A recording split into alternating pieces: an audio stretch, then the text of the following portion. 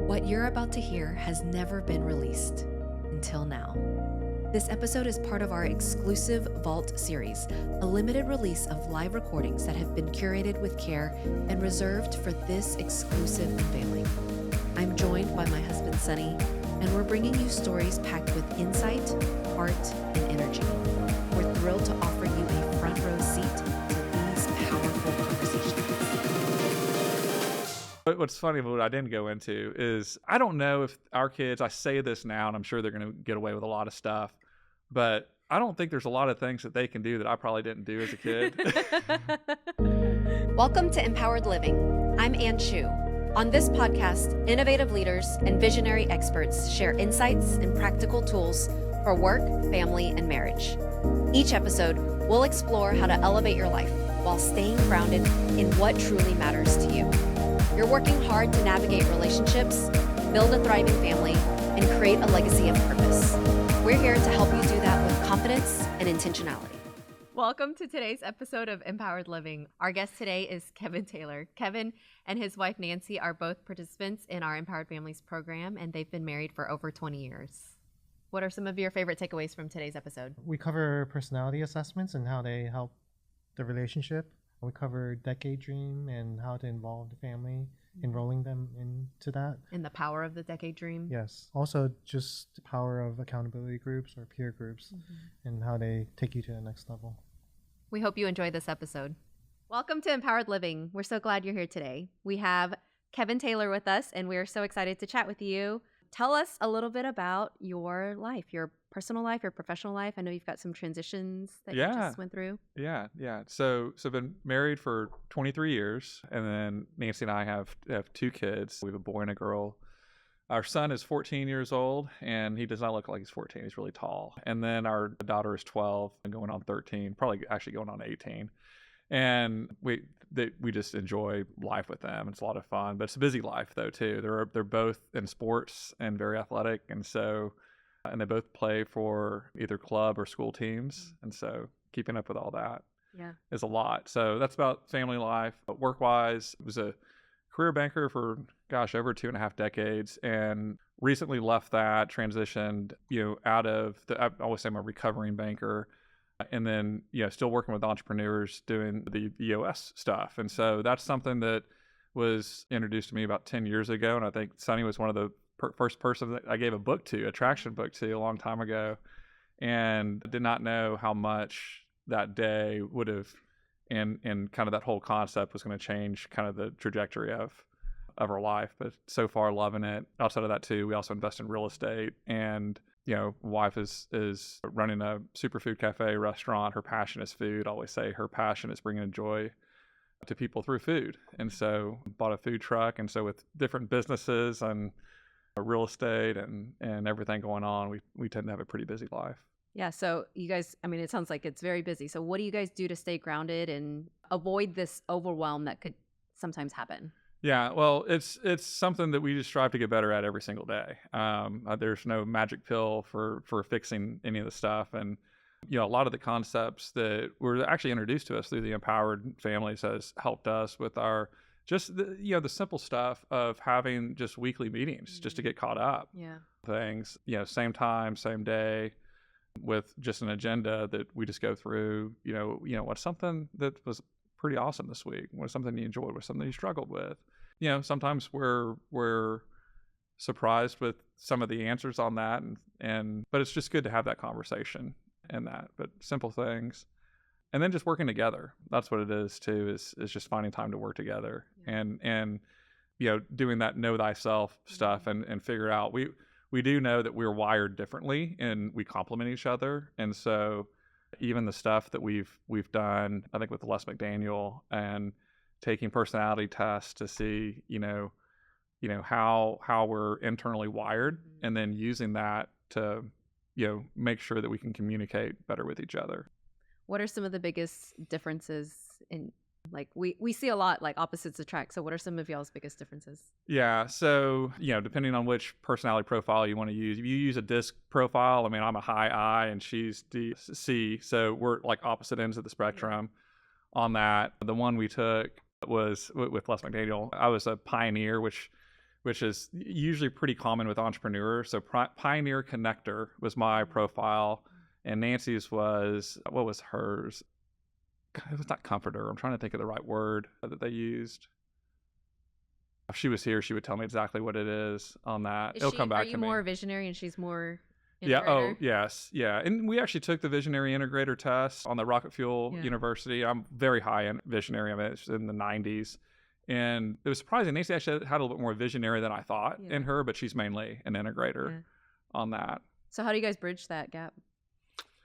Well, knowing what our strengths are and stuff too. Gosh, I really wish I could think of the word where Nancy's profile was, because it describes her perfectly. And it's not comforter, it's something else.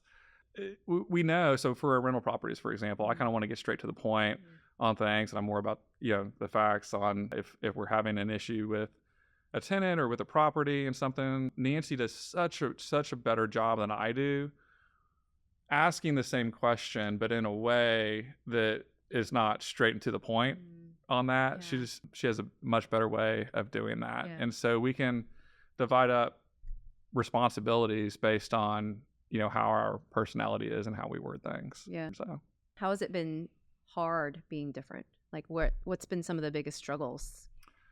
Well, it's the communication style too, and learning how to communicate with each other in a way that doesn't offend or upset the other person. I think Nancy probably does a better job at that than I do on there. That's where it's different. The communication styles, sometimes it's harder to say what you want to say, but it come across the way you want it to come across. Yeah. Speaking to other people or just to each other? To each other, I think. Yeah. I think it's easier to talk to other people. Why is that? I don't know.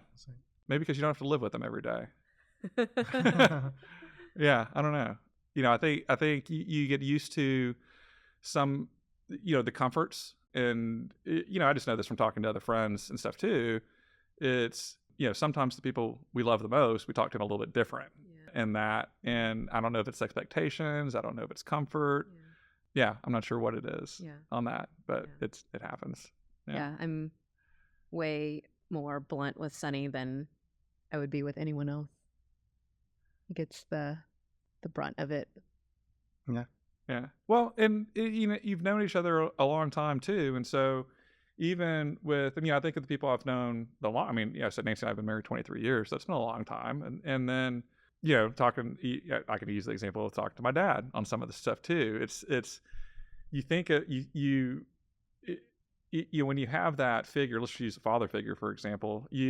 I think subconsciously have certain expectations and stuff too, but when it's something where it's like, oh man, they're just not getting it or they don't understand, you tend to talk to them or react to that a little bit differently than you would if it was someone else's dad. So yeah. What is y'all's parenting style? What's funny, what I didn't go into is, I don't know if our kids, I say this now and I'm sure they're going to get away with a lot of stuff, but I don't think there's a lot of things that they can do that I probably didn't do as a kid. And so they're going to hear this episode and be like, oh man, see, Dad doesn't know about these other things that we did. You know what? Maybe we won't tell them where to find this episode. But it's I did a lot of things where I think yesterday, Owen had asked me to approve something that he had sent, and he was like, hey Dad, I need to use your cell phone to get a code on for this thing on my computer. And it had to be a gaming thing. And I was like, what is this? And I could tell by the way he was telling me and the way he was fidgeting his hands. I'm like, dude, don't bullshit me. Like, tell me straight up, what is this for? And it was like, oh, it's just for this Fortnite game that I'm doing. I'm like, okay. And so, yeah, there's a point where, I want to trust them on stuff too. I want them to make their own mistakes, and I want them to fail at some of the stuff too. And I'm okay with that. But at the same time, you don't want them to get physically hurt and bad and stuff too. So there's that fine line. And so, as far as parenting style, I don't know. It'd be funny if Nancy was here, she'd agree with this or not. But I think I can be strict at some of the stuff too, but I'm also kind of like, well, they'll learn their own, they'll figure it out on stuff too. What do you do to cultivate the failure right? Like, I think our kids are growing up so protected and just in a very different world that we grew up in. So Yeah. what do you do to cultivate an environment where they are allowed to fail, they're encouraged to fail, and you are celebrating that? Yeah. Well, so sometimes when I pick Owen up from school, I ask him, and he hasn't given me a good answer yet. And it's the same thing that Sarah Blakely's dad used to do. It's just, is ask, what did you fail at today? And he's like, well, I don't know. And he's 14, so you're going to get that on that. Yeah. Yeah. And so, but I feel like if I ask him that enough, he'll start looking for those things where he did fail and where he did learn a lesson. But I think it's also, being vulnerable too. And when we fail at stuff, acknowledging that and letting them know, it's like, yeah, dude, I screwed up. And, letting them know that, hey, we all make mistakes on that. Yeah. So we do something similar at night. We do 5 things. We call it 5 things, but it's 5 questions that we do with our kids in the evening. And one of them is, it's who are you kind to? What new thing did you try? Tell us about a big emotion that you had today. What mistake did you make? And gratitude. And so the mistake, we'll talk about like, what mistake did you make today? And for a while, I would tell Ethan, our 5-year-old, like, he would be like, oh, I don't remember. I don't know if I made any mistakes today. And I'm like, what a waste of a day. I hope you make a big one tomorrow. And my perfect child. Yeah. And then, but one day, like, I just kept saying it. And then one day, Sonny was like, oh, I don't remember if I made any mistakes today. And then Ethan was like, I hope you make a big one tomorrow. So they're hearing us, they're listening. Yeah. And it's one of those things is, so much more is caught than taught on a lot of stuff. Oh, nurturer. That's what I remember now. It came back to me. So Nancy's a nurturer on that stuff. And so she always wants to take care of things too.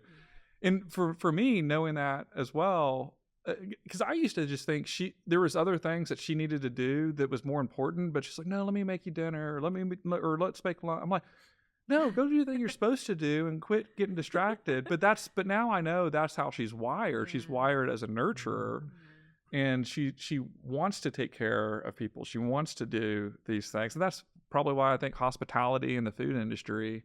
And and she hasn't said this, but she agrees with me when I say, her mission is bringing joy to people through food. I mean, that's part of being a nurturer, I think, too. And so, I don't know if I answered your question. Yeah, that's great. It's really cool because when we did those, like, various assessments, like, it just allowed us to show grace to each other, right? Like, this is kind of our hardware, and not saying that we can't modify, but it's kind of naturally who we are. So I think it really let us kind of change our expectations, I guess. Mm-hmm. Yeah. On one of the assessments, it told us that 98% of the world moves faster and task switches faster than Sonny. And so when I had that clarity, slow and steady wins the race. I was like, oh, no wonder you can't just like pop out of the email and answer my question really quickly. Like for him, he's really just like digging himself out of like a 10,000 foot hole to answer my 2-second question and then trying to go back in. And so it really helped us. Did you take a Colby? It was Culture Index. Culture Index. We've done so many of them. Done all of them. But and they're all different lens, right? Like, do you remember where you are on the quick start on the Colby? I'm a 7643. So that's 3? 4. Yeah, you're a 4. Okay. Yeah. I'm a 7724. Yeah, 5473. Yeah. So I'm 7. Yeah. Oh, okay. Yeah. So our Colby's similar, but then Culture Index were different, and then print were different, and I mean all these different ones were. It's just interesting to learn.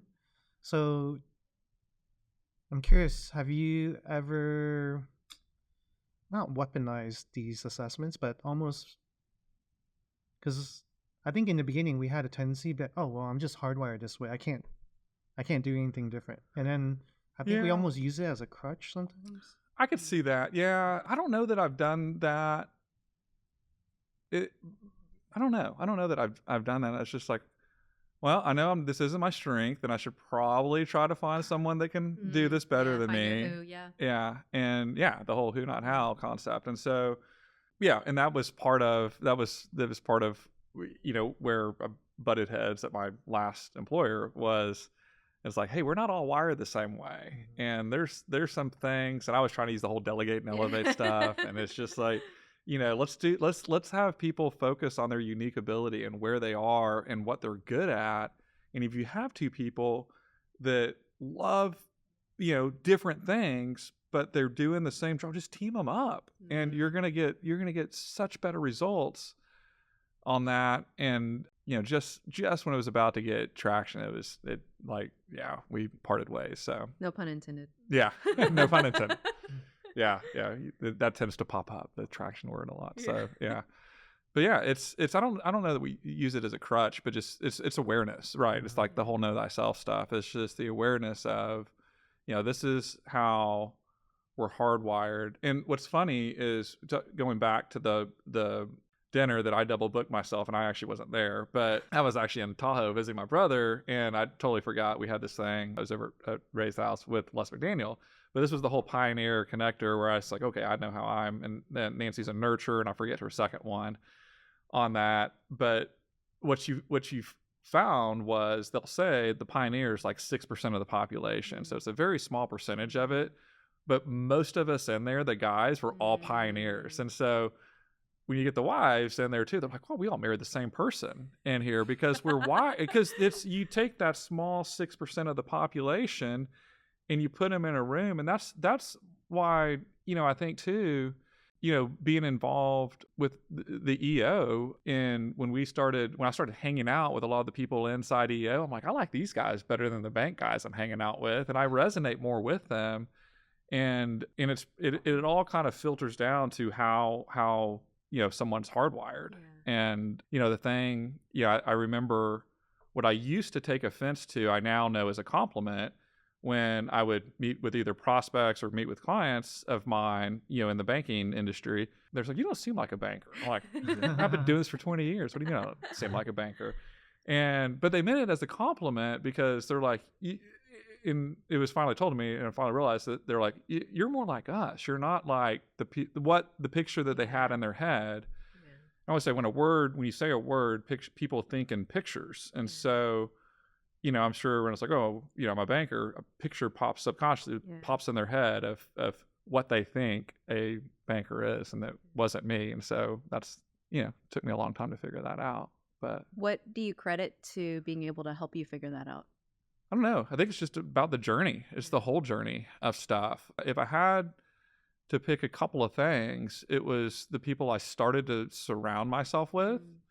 Because I only knew one side of it. And it really was. I mean, I remember, how it's just a small world, how things work out. I mean, Jeff Whittle, who's a friend of ours here, he's the one that gave me the traction book for the first time. He's also the one that invited me to go to a Rangers game with, I think, Chris Brown, and then introduced me to Steve Lemieux, which is how we got involved as a sponsor from the bank into the EO network in Dallas. And so then, it just how things progressed with me going to like, hey, if we're going to do this, you need to go to all those meetings. You need to talk to everyone, and you make sure, we're capitalizing on this investment that we're making. And I'm like, okay, I'll go to all of them.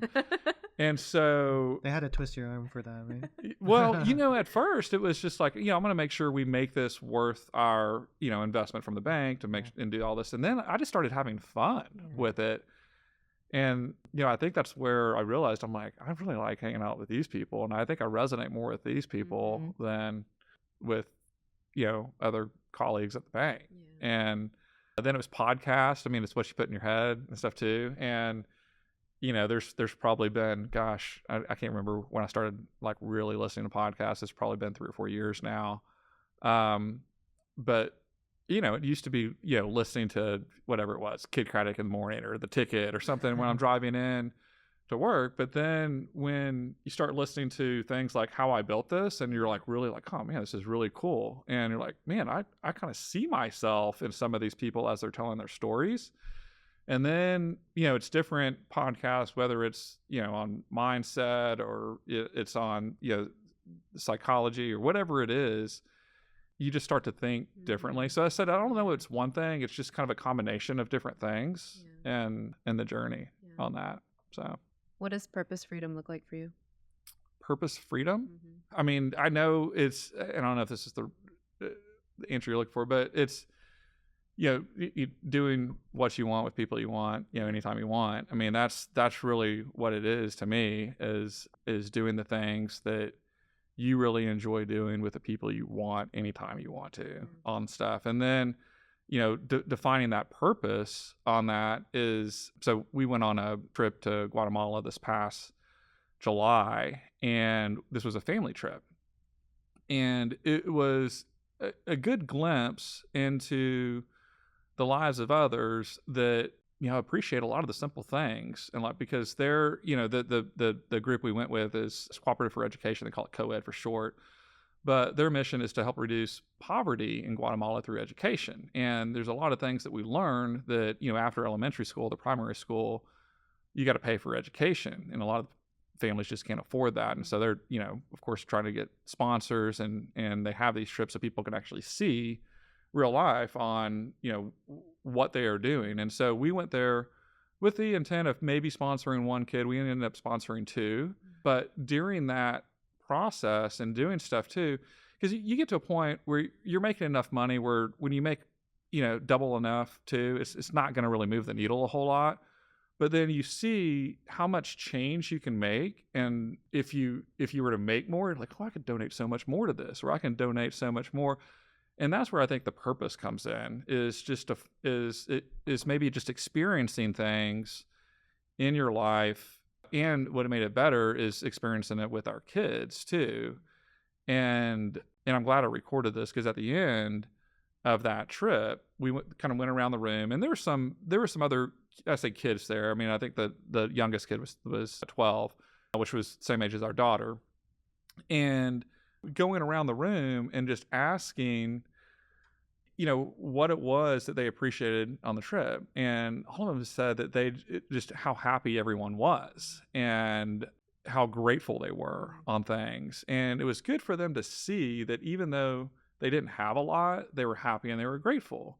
So it reminds me of a quote I'd heard. I think it was on Morgan Housel's podcast. So he's the guy that wrote Psychology of Money. And I'm going to give him credit for this, because I'm pretty sure it was on his podcast. And where he said, the happiness is defined as the gap between reality and expectations. Yeah. And so, I think here too, with our, kids are always on YouTube, and they're playing video games with other kids. They see the things too that others may have that they don't, and that that automatically becomes an expectation. And so when and I just think of this too on, a lot of the social media scrolling and stuff too. We're not posting all the bad shit on there. We're posting the stuff that we're proud about and that we like too. And when others are looking at that, they're like, oh my gosh, their life's so much better than mine and stuff too. Yeah. But the more you get into and kind of peel back the onion, that's why I really like, I'm doing a bunch of plugs here. So that's why I like my group with GoBundance, is those guys, we go through, what's called our one sheet, which is basically, the analogy we use is it's kind of like a baseball card. We have like your picture on the front and all your stats on the back. But it's kind of like a personal financial statement on steroids, because we'll talk about income, and we'll talk about net worth, and we'll talk about, how much we're giving. But we also go into it and we're talking about, well, this is how much I weigh. This is my body fat percentage. And you're getting really vulnerable. And then you go in and you're talking about your life happiness index. And that's the thing that when you're talking about what your life happiness index is, and where is my romance rating on there with a bunch of other guys, and you hear around the room kind of some of the struggles and some of the stuff too, you're like, wow, man. You may think, you may think, oh, I'm in the same boat, or man, I really got a lot better than I thought I did on this too. Because, and that's just the power, I think, of being vulnerable with others, and then, it being a safe room where, it's our goal to help people get better in all those categories. Yeah. So. What do you do to increase your life happiness index? Well, track it quarterly on and see areas that you can improve on, because it's it's going to be, you can't be all tens and everything on that. When you're strong in one, another category is going to give a little bit, but it's really just the awareness of going through the exercise, and if it deserves a conversation with either your spouse, or if it's having other people in your group holding you accountable for things, that can help too.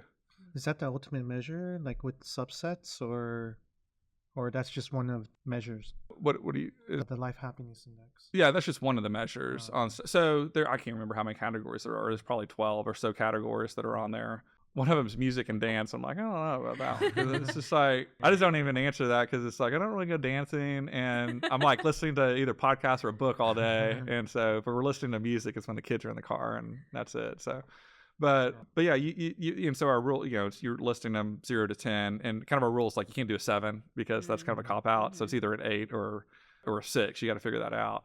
But yeah, that's just one of the categories that we have is a life happiness index. And then, we talk about things similar to, some of the stuff in Empowered is, what are some bucket list adventures that you want to do? And, what are the top things? We actually did an exercise where we couldn't use our phones, but we had to go through and list, the top things that were done this year in 2023. And so it's just off memory. And you're writing those down. You're trying to think, well, what did I do this year? What are some of the things? And then after about 2 minutes, they're like, all right, take out your phone and go to your pictures. And then scroll back to January and then start putting it. And you were able to list so many things that were just awesome during the year, but you just forgot about. And so, that was just a good exercise, just going through and writing that stuff down. Because then you look back at that and you're like, man, I did do a lot this year. And I think we just stay so busy and stuff, we just don't realize we are doing a lot through the whole year. What is it like going through this process with the group of guys in Abundance versus going through Empowered Families with Nancy? Like what are some of the differences? Or yeah, the conversations are different for sure. It's and there's a reason why, the Go Abundance side, that it started as just guys. Now they have a Go Abundance women's division now too, but it's really just started as just guys, just because the conversations are different. I mean, it's getting really vulnerable. I mean, you're talking about body fat percentage, and you're talking about, all this other, just other things. And so, through Empowered, though, it's really good because we're talking about it, at least Nancy and I, we get to see if we're on the same page of what are our goals, what are our values, because, luckily they're aligned on that stuff. But, we're sitting there doing that exercise. I'm like, man, we never even sat down and did this. What if they weren't aligned? We've been married 23 years. What if this wasn't aligned? What if we weren't aligned on our values? What if we weren't aligned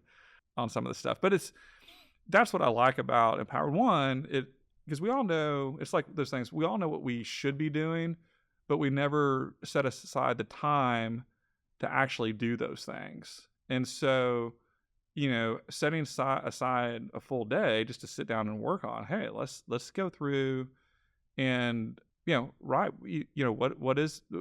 do we want to accomplish in 10 years as a family? And, the one we came up with, I didn't even think about. We want to do 14,000 random acts of kindness in 40 different countries in 10 years. And so, one, it's just good to do, but then it forces us to look for those opportunities to do things. And then it also forces the kids to look for those opportunities too. And so what came out of that, one of the things that came out of that is, and I didn't post anything on this too, but we did, Nancy and Lena went out, and we had a bunch of these like pita bread things that were frozen. There was like, we're never going to eat all these. And it was for part of this thing for our restaurant. And so we're like, well, let's just bring them home and let's make like some really good like pita bread, butter and jelly sandwiches. And then we're looking at what do the homeless usually need? And it's socks. So let's go buy socks. Let's go buy some snacks. Let's go get water bottles and stuff. And this was really Lena and Nancy running with us. And we made 100 gift bags and then went and donated that to, and it's funny because we had a picture in our head of what it would be like, because we've driven down on Saturday down in downtown Dallas, and you see the line of the homeless people waiting to get stuff. And it wasn't like that because we went down on like a Tuesday. And this is when the kids were out of school for Thanksgiving. We went down like on Tuesday. And we're like, where's everyone? Like, where are they? And so, we saw, maybe 5 or 6 that were sleeping kind of on the street. And so we're like, well, let's just get these while we're there. And so it was fun watching the kids get those bags and deliver them to them and how grateful they were on that. And it's like, all right, that was fun. All right, now where do we go? So we're just kind of driving around downtown Dallas. We finally went to City Hall, and there's probably 30 or 40 over there. And as soon as we started giving one bag, they all kind of came over like, what are you giving away? And it was fun watching the kids do that. And I remember kind of what will stay in my mind is when we're leaving City Hall and we're going to, go down another street to give the rest of our gift bags out. We saw, I think Nancy and Lana were in front of me in their car. We had 2 different cars. So we had 100 different gift bags. And I saw they were in front of me and they went through a stoplight, saw someone on the street that they wanted to give it back to. So Lana gets out of the car and she runs over the bag and she gives it to her. And I could see her. She was so happy. And she puts out her arms. It's like, can I give you a hug? And so she gave Lana a hug. And Nancy's watching it from a rearview mirror and stuff too. She's like, oh, that's my favorite part of the day. It's just watching that stuff. And so, I don't know if that would have come up had we not, sat there and thought about, we want to do 14,000 rainbow acts of kindness, 40 different countries. So, it's just, it plants good seeds, I guess is the best way I could say. And, kind of the difference between the two is, I think on my Go Abundance Network, it's really helping me a lot to just kind of become a better, father, husband. Also, we do a bunch of the guys. One of our pillars is passive, or we call it horizontal income, but passive income. And so better investor and stuff like that for myself, but Empowered Families is more geared around doing it as a family together stuff too. So a lot of there's some overlaps, but doing it as a family more than as an individual. That's really cool. Yeah. What conversations have you had with your kids because of some of the work that you guys have done? I'm trying to think if we've gone over some of the family values. I remember talking about it to them, but it's been around the random acts of kindness. I mean, that was mainly one of the conversations that we had, and that's kind of what came out of it was doing the stuff for the homeless. That was a lot of fun. Yeah. What tips do you guys have for marriage, for relationship, for being in relationship with someone else? And just be patient. Everyone has their struggles. Yeah. Let's say I don't know if I know anyone with the perfect marriage on that. Yeah. And it's just, and it's not a 50-50 too. I mean, it's a lot of times you're having to give, 80%, 90%, both ways on it. But yeah, knowing that, things, and I think just I said recently in the last 3 years and stuff too, Nancy and I have seen things that have, at the time they've happened, they seem like really bad things.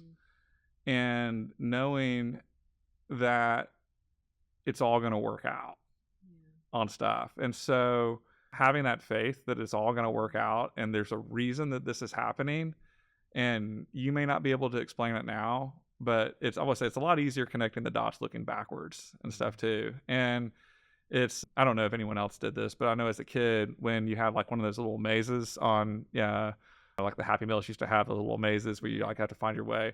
It was always so much easier for me to start at the finish and then work your way back to the start. And it's the same thing. It's like, if you look backwards, it's a lot easier to connect the dots when you're looking at things, and, just having the patience to know that there's a reason this is happening. And I know you kind of steal this from Ed Milet. He always says that you're most qualified to help the person you once were. So there's a reason you're going through, if you're going through a hard time, there's a reason for that. And it's probably to help someone that's going to go through that in the future, and because you're most qualified to help the person you once were. And Ed Milet was actually doing an interview with another person, and they said something that resonated with me too. That's a lot of times is rejection is God's protection on stuff too. So just because things didn't go the way that you wanted it to, or they're not going the way you wanted it to, God could be protecting you from something else that he knows is going to happen later. And so just take that rejection with grace and gratitude. What do you see on the horizon for your family because of the work that you guys are doing in Empowered Families? Just a better picture on, where we are going. I mean, it's a roadmap, right? I mean, I think that's the word we use, isn't it? Yeah. It's a roadmap of, where we want to go on that. And it's just taking the time to create that roadmap, because like I said, we get so busy in daily lives. It's like, a lot of times we come up, what are we going to do for vacation this year? Where are we going to go for spring break? What are we going to do? We're making like last minute plans on stuff too. But now knowing we want to go to 40 different countries and we want to go to different things. Okay, let's plan this out and let's do so for the first time, we actually bought because we're about at the end of the year, so we bought a full year calendar, and we're just going to fill it out. Yeah. And do that ahead of time, so we're not our old selves scrambling at the last minute figuring out what we're going to do and then not doing it because we didn't have any plans or it's too late or whatever it is. Yeah. That's awesome. What does Empowered Living mean to you? Getting on the same page with our values and, again, kind of where we're going. I mean, it just, it means a lot because we've never really done it. And that's one of the things. It's like one of those things that you need to do. Yeah. You've just never done. I mean, it's, I don't know. Why is that such a common thing though? Like, it's not just you, I don't right? know. Like, we hear that. Yeah, it's not just you guys. So, like, why is that a thing? You just get busy. You let the day and the weeks and the months kind of control a lot of that stuff, and it's the path of least resistance. It's the thing, and that's just common nature, is that people choose the path of least resistance on that. And maybe just not knowing how or where to start. And so maybe that's what it is what Empowered is doing, is giving you the roadmap and a place to start, and really holding you accountable for doing the things that you want to do, but holding you accountable for those things. Yeah, it's just like a lot of things. Like, a lot of people hire a trainer at a gym, and it's like, you know what you need to do. Why do people hire a new trainer? You know what you need to eat, and and why it's just it's holding you accountable for those things. Yeah. What's been your favorite tool or exercise or concept or mindset shift from the program? I think it was going through all the cards to values. to do the values on that, because it's hard to narrow it down to just a few on that. And the reason I like that too, it was because, one, we had never really done that, but it was good to kind of see. It was like, oh yeah, well, we kind of we value the same stuff on here, which is good. Had that been different, I don't know if that would have been as fun, but it was. But I think that was a really good one. And for me too, I've read the Vivid Vision. I've looked at the 3-year plan. Looking 10 years out was kind of fun too, to see, this is something, if we want to accomplish it, this is how we get there as well. Yeah. Any final tips for how to live an empowered life? Get someone to hold you accountable for it. I mean, yeah, it's much better to go through this with a group of people and to do this because you can learn from others on this. It's that old saying, you don't know what you don't know. And so sometimes in group settings, you'll hear things that you're like, I never thought about that. Oh, that sounds like a fun deal to do. And so just like a lot of things, you can sit down and do this, but unless you have an accountability, like someone that's holding you accountable for it, more than likely the odds will show you that it's not going to happen. So, the tip would be, to either have an accountability person or, give you guys a call and learn more about the program. Thank you so much for coming today. Yeah. Really enjoyed our chat. Yeah, me too. Thanks. Yeah, thanks, Kevin. Thanks for tuning in to Empowered Living. I hope today's conversation sparked some inspiration and gave you tools to live more intentionally in your family, work, and life. If you enjoyed our episode today, be sure to subscribe so you never miss an inspiring story or actionable takeaway. And if you know someone who would love this episode, share it with them, because living an intentional life is better when we do it together. Until next time, remember, the life you want doesn't happen by chance. It happens by choice. Let's keep creating it one step at a time.